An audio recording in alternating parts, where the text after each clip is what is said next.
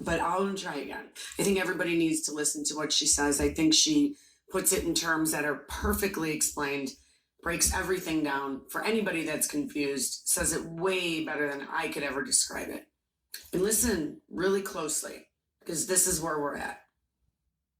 Make no mistake, the final goal is to eradicate humanity as we know it.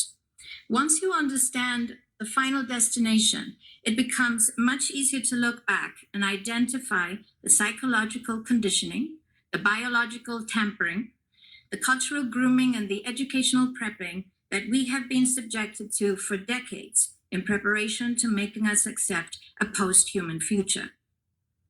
It takes a lot of physical and psychological abuse to get an intelligent species like ours to agree to its own extinction. Most, if not all, that has transcended in the last 60 years was designed to get us closer to accepting such a dystopian reality.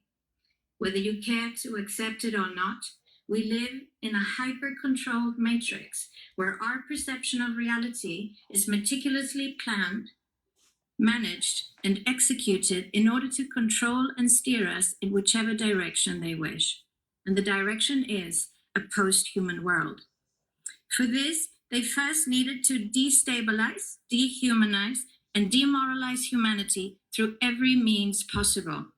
The destruction of the nuclear family, children being indoctrinated by the state, abortion, the eradication of God and spirituality from education, life in megacities and away from nature, toxic food, air, and water, social media, replacing real human connection and interaction, engineered financial crisis and taxation, endless wars and massive migration, stress, anxiety, depression, drugs and alcohol, constant fear-mongering, moral relativism as the new religion. And I could go on and on about how humanity has been influenced and forced to move away from all the things that give us strength, security, purpose, and meaning.